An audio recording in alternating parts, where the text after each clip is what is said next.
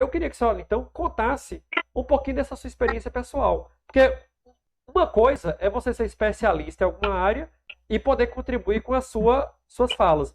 Outra coisa é você ter vivido a experiência para poder demonstrar mais veracidade, né? Então eu gostaria que a gente começasse esse nosso bate-papo, você poder contar para quem está te assistindo o que aconteceu de verdade com você, o que você passou e quando foi o momento que você disse o basta, né? Que é o mais importante. Olha, eu comecei uma época que eu estava muito fragilizada, porque o relacionamento abusivo, o abusador em si, ele se aproxima da vítima fragilizada. Eu estava fragilizada porque meu pai estava hospitalizado, que sempre foi meu porto seguro, ele estava morre e não morre, e eu estava muito frágil. E aí eu conheci essa pessoa, que é pai da minha filha, número 2, minha filha número 2, e ele chegou de mansinho, me ajudou em tudo, me auxiliou em tudo.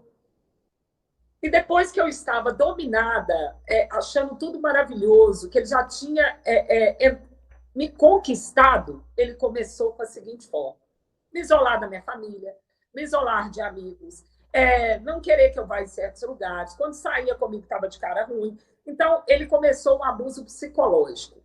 Porque tem que deixar claro aqui que o relacionamento abusivo, ele sempre começa de maneira psicológica. Ninguém chega batendo. Sim, sim. E o abusador, ele é sempre um príncipe. O sapo você vai ver depois. E aí, na hora que eu virei uma morta-viva, que eu estava totalmente dominada por ele, aí começaram a violência física, sexual, patrimonial. Eu sofri todos os tipos de violência durante mais ou menos 5 anos. Nos primeiros anos, eu terminava, mas retornava a relação. Sim. E eu engravidei da minha filha. Aí eu fiquei mais frágil ainda. E teve um agravante muito maior. A minha família se afastou de mim, porque não aceitava o relacionamento com ele. Porque ele não era uma pessoa que a minha família achava que era bom para mim. Todos Eu já só tinha enxergavam, menos você.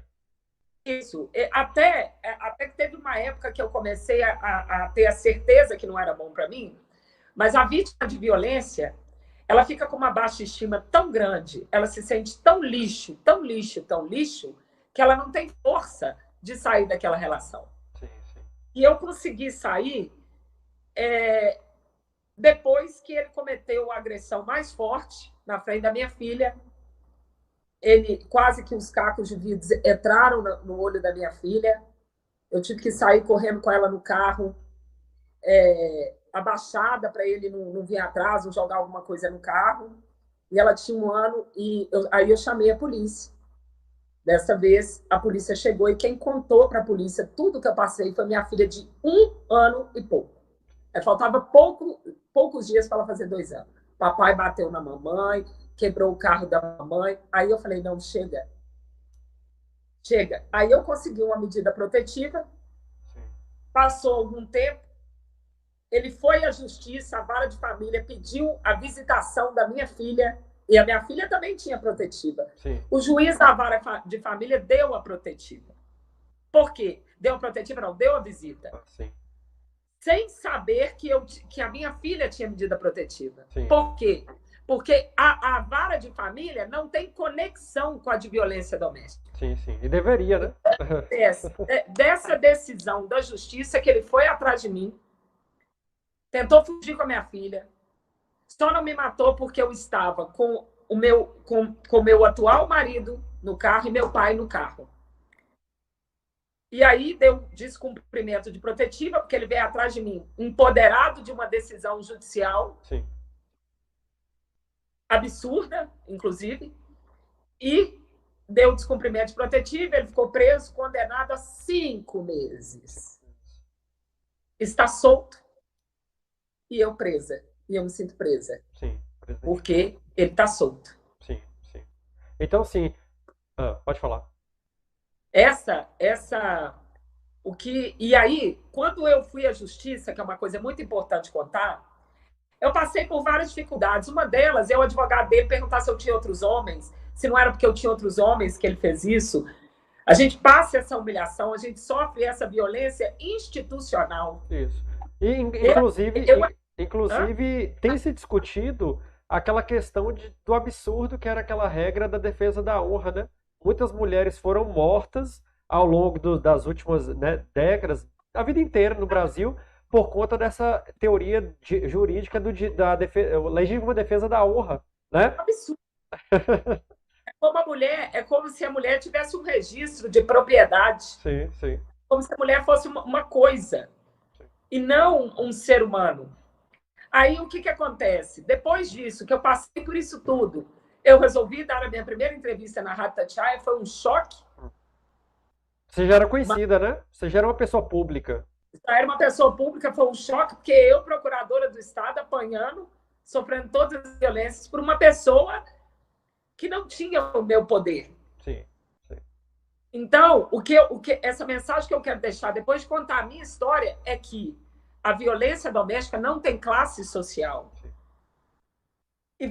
E uma das coisas que faz a mulher continuar dentro daquela violência é porque ela se sente culpada.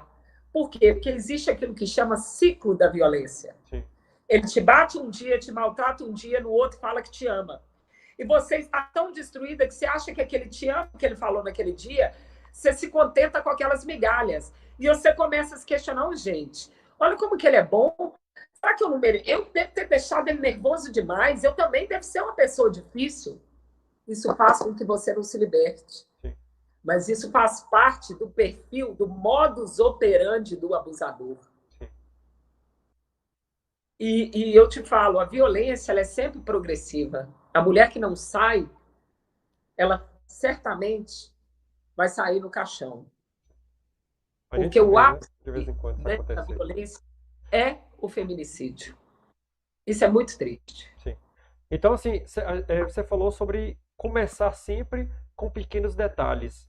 Você acha Sim. que, na maioria, quase todos os casos, o primeiro sinal de alerta deve ser quando há essas proibições com contato com outras pessoas, com a família e tal? Porque tem aquele ditado que fala que quando você se casa com alguém, você se casa com a família da pessoa, né?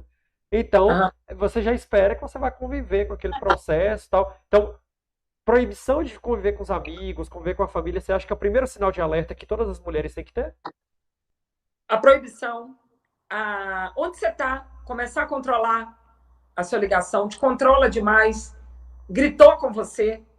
Já é um sinal de alerta. Você tem que ver como que ele é como filho.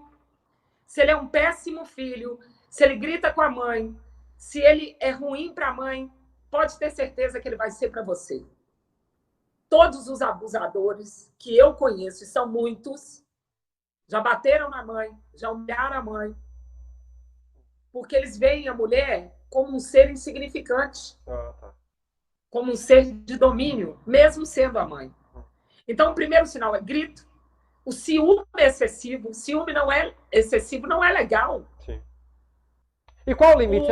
Você pode falar pra gente qual é o limite entre o ciúme aceitável, natural e aquele excessivo?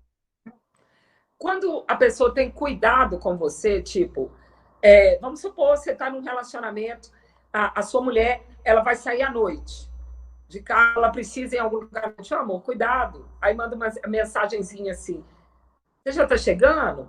Estou preocupado. Isso é um cuidado, é um zelo. No fundo, dá aquele ciúminho. Mas é o ciúme do cuidado. Eu tenho que proteger, cuidar. Agora que é 60 mensagens. Onde você está? Sua vagabunda? Você não me responde? Isso é. Já passou, passou muito do limite. Isso é um sinal de muito alerta. Certo.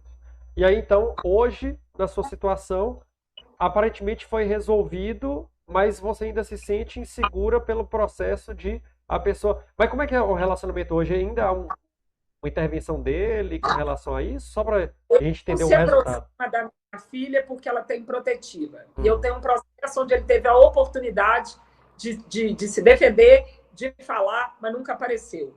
Por quê? Porque para o abusador, o filho não é interessante. O filho serve para atazanar a vida da vítima, Sim. a vida da mãe. Ele usa aquela criança para perturbar a mãe, porque um pai de verdade que ama seu filho, ele não machuca a mãe do filho. Sim. Ele não humilha aquela mãe, ele não faz aquela criança viver num ambiente de tensão, de violência, de grito. Sim. Então, na verdade, a criança é arma na mão desse pai abusador. Sim. Agora, hoje, ele está solto, cumpriu a pena dele, está solto. Há 5 meses atrás, ele parou o meu carro e deu um escândalo novamente. Tá.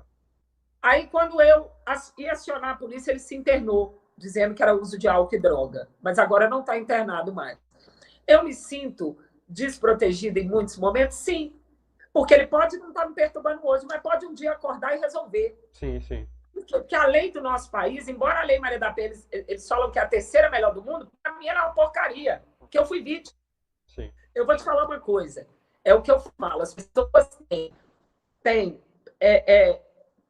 poder para falar de violência doméstica, quem tem a técnica e a Sim. prática. Isso. E você reúne esses dois requisitos, né? Exatamente. Só a técnica não adianta, sabe por quê? Porque antes de eu sofrer violência doméstica, eu já cansei de dar palestra sobre Lei Maria da Penha. Mas depois que eu sofri, eu vi que ela não vale nada. Sim. Eu entendo.